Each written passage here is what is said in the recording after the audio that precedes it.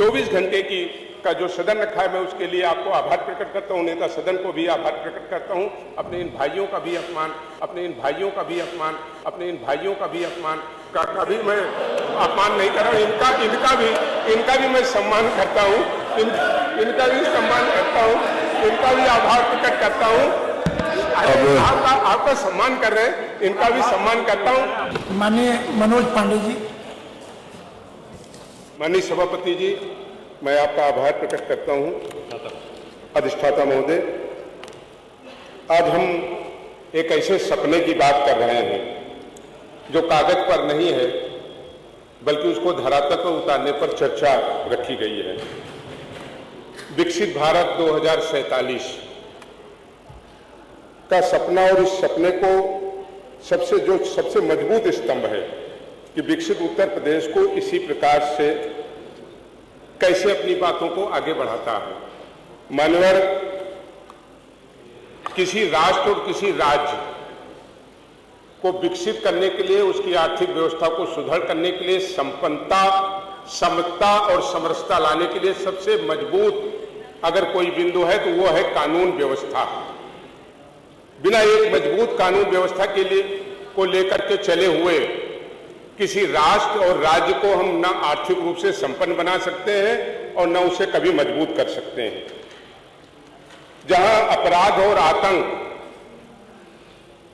आर्थिक व्यवस्था को कमजोर करता है, समता को भी कमजोर करता है और संपन्नता को भी छीनने का काम करता है, हम सबसे पहले बधाई देंगे उत्तर प्रदेश के माननीय मुख्यमंत्री जी को और उत्तर प्रदेश की सरकार को कि कानून व्यवस्था में जो उत्तर प्रदेश के बारे में किदवंतियां कही जाती थी, और ये कहने में हमें कोई दो राय नहीं है, और जो आंकड़ों में प्रस्तुत है, आंकड़ों में उपलब्ध है कि विगत 15 सालों में 17% उद्योग और व्यवसाय उत्तर प्रदेश से पलायन हो गए। आज उत्तर प्रदेश की मजबूत कानून व्यवस्था की चर्चा न उत्तर प्रदेश में बल्कि देश में नहीं, दुनिया के प्रगतिशील देशों में आज हो रही है। मैं इसके लिए आभार प्रकट करूंगा और धन्यवाद दूंगा। और ये भी कहूंगा कि अगर हम आंकड़े देखें तो उद्योग और व्यवसाय में, अरे बैठे रहिए, सरकार की बात बाद में कर लेना। उद्योग और व्यवसाय में आज उत्तर प्रदेश में 29.6% की वृद्धि हुई है। बाहर से अन्य राज्यों से आकर के लोगों ने उत्तर प्रदेश में अपने उद्योग और व्यवसाय को करने का काम किया। मैं इसके लिए भी उत्तर प्रदेश सरकार को बधाई देने का काम करता हूं। माननीय 2047 के विजन की बात हो रही है। अगर हम इस विकास प्रगति को आंकड़ों में देखें तो हम कह सकते हैं कि जो आने वाले 10 वर्ष हैं और इसकी प्रगति को अगर हम गुणात्मक देखें तो हमने जो आपको प्रतिशत बताए, ये प्रतिशत कोई बनाए हुए प्रतिशत नहीं है। 29.6% की जो उद्योग और व्यवसाय में वृद्धि हुई है, अगर इसको गुणात्मक करें तो 10 साल में उत्तर प्रदेश अपनी अच्छी कानून व्यवस्था के लिए ही न केवल राष्ट्र में बल्कि दुनिया के तमाम प्रगतिशील देशों से भी आगे बढ़ने का काम करेगा। इस विजन की मैं सराहना करता हूं। जहां तक मान्यवर दुनिया के एक बहुत बड़े विचारक ने कहा कि किसी गांव, जिले, कस्बे या राज्य को आगे बढ़ाना हो तो उसको अच्छी सड़कों से जोड़ा जाए। सड़क केवल रास्ते को सुगम और सरल नहीं बनाता, बल्कि व्यक्ति के जीवन की रफ्तार को भी आगे बढ़ाने का काम करता है। मैं बधाई दूंगा कि आज उत्तर प्रदेश देश के सबसे ज्यादा एक्सप्रेस देने वाले राज्यों की श्रेणी में खड़ा है। मैं माननीय मुख्यमंत्री जी को बधाई दूंगा। न केवल पूर्वांचल एक्सप्रेस पे, बल्कि हम देखें बुंदेलखंड एक्सप्रेस वे और आगरा एक्सप्रेस वे जो प्रयागराज से होकर ऊंचाहार होकर के मेरठ जा रहा है, लगभग तैयार की स्थिति में। इसके लिए भी बधाई देने का काम करूंगा। मुझे लगता है कि एक्सप्रेस वे की अभी ये श्रृंखला रुकी नहीं है। जो विजन 2047 है तो हम कह सकते हैं कि गाजीपुर से लेकर गाजियाबाद तक कोई ऐसे रास्ते और कस्बे और जिले नहीं होंगे जो एक्सप्रेस वे से नहीं जुड़े होंगे।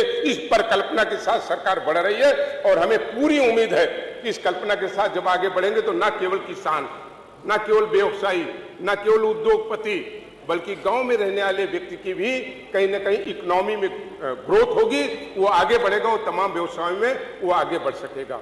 मान्यवर, भारत जिसमें हम रहते हैं और जिस उत्तर प्रदेश की सदन में आज एक ऐतिहासिक चर्चा रखी गई है, मान्यवर, देश और उत्तर प्रदेश का कि जो हम सबकी इकोनॉमी की रीढ़ है वो हमारा है किसान, अन्नदाता, जिसकी हम कहें तो उत्तर प्रदेश में ही लगभग 64.6% लगभग भागीदारी है। किसान अपना पूरा जीवन और पूरा सपना अपनी खेती पे देखता था। खेती बर्बाद हो जाती थी, उसका बेटी के विवाह करने का सपना टूट जाता था। खेती खराब होती थी तो बूढ़े बाप के इलाज के लिए भी संकट आता था और तमाम उसके सपने वहीं टूट जाते थे। मैं बधाई दूंगा उत्तर प्रदेश की सरकार कि जिस तरीके से लगातार किसानों के हित में काम करने का काम उत्तर प्रदेश की सरकार ने किया, और मैं भारत सरकार को भी बहुत धन्यवाद दूंगा। पहली बार आजादी के बाद कोई एक ऐसी सरकार आई जिसने अपने बजट का एक बहुत बड़ा हिस्सा उसने इन किसानों के लिए किसान सम्मान निधि के रूप में देने का काम किया। ये एक इतिहास है और इतिहास बनकर के रहेगा, इसे कोई मिटा नहीं सकता। किसान के ऊपर दैविक आपदा आती थी, उसकी फसल नष्ट हो जाती थी। हम धन्यवाद देंगे माननीय मुख्यमंत्री जी को, 2 बार ओलावृष्टि और दैविक आपदाएं आई और जिन क्षेत्रों में आई इतने कम समय में अगर सरकार ने भुगतान करके अन्नदाताओं को राहत पहुंचाने का काम किया, इसके लिए हम सराहना करते हैं। निश्चित रूप से आज उत्तर प्रदेश का किसान फिर पैरों पर खड़ा हो गया एक नए विजन के साथ कि उत्तर प्रदेश का अन्नदाता और किसान मजबूत होगा। आने वाले दिनों में उत्तर प्रदेश के रोजगार का मुख्य साधन जो कभी कृषि रहा करता था, जिसे लोगों ने खत्म करने का काम किया, आने वाले दिनों में उसी श्रृंखला में वो आगे बढ़ने का काम करेगा। माननीय, हमारा 6 मिनट हुआ। हाँ, 5 ही थे, एक ज्यादा। माननीय, अगर इस सदन में हम दुनिया के सबसे बड़े आयोजन कुंभ की अगर चर्चा न करें तो ये सदन की ये कार्रवाई पूरी नहीं मानी जाएगी। दुनिया का सबसे बड़ा आयोजन हुआ कुंभ, दुनिया का सबसे बड़ा कार्यक्रम। पूरी दुनिया के देशों ने इसकी सराहना किया, कल्पना नहीं किया था लोगों ने इतनी बड़ी संख्या, और इतनी बड़ी संख्या जब एक साथ इकट्ठा हो तो सुगमता से, सरलता से और सुरक्षा से कैसे ये व्यवस्था होगी लोग कल्पना करते थे। लेकिन मैं बधाई दूंगा, अरे मरे और मारने वाली सब खबरें आपने ही चलाई। मैंने पिछले सदन में कहा था कितनी दुखद स्थिति है मान्यवर, जब ब्रिटेन इसकी सराहना किया, फ्रांस ने इसकी सराहना किया, ऑस्ट्रेलिया ने इसकी सराहना की, यूएस ने इसकी सराहना किया, तो हमारे ही अंदर बैठे हुए कुछ विभीषण वो कुंभ के बारे में झूठी खबरें चलाने का काम विभीषण कर रहे थे। इससे ज्यादा और कुछ नहीं हो सकता। ये तो वो देश है। हमारे एक साथी भी हिंदू की बात कर रहे थे। मैं तो सभी धर्मों का सम्मान करता हूं, लेकिन हम कहना चाहते हैं हिंदू के ग्रंथ और धर्मों को आपने पढ़ा नहीं, और जब तक आप एक को पढ़ेंगे नहीं और दूसरे से कंपैरिजन नहीं करेंगे तो कभी नहीं पाएंगे। यहां तो ये भी लिखा है कुछ, मैं नाम नहीं लेना चाहता हूं, हत्या करो, मारो और काटो, आपको बड़ी उपलब्धि मिलेगी। हिंदू के किसी पुराण ग्रंथ, गीता, रामायण, रामचरितमानस में दिखा दीजिए हिंदू से बड़ा सायुर, हिंदू से बड़ा उदारता, और हिंदू ये एक ऐसा धर्म है जिसने सबको साथ लेकर के चलने का काम किया। हमारे एक साथी अम्बेडकर जी की बात कर रहे थे। हम सब अम्बेडकर जी के संविधान और अम्बेडकर जी के प्रति नतमस्तक रहते हैं। आधी अधूरी बात तो बाकी आपने अम्बेडकर जी की बात नहीं पढ़ी। अम्बेडकर जी ने क्या कहा?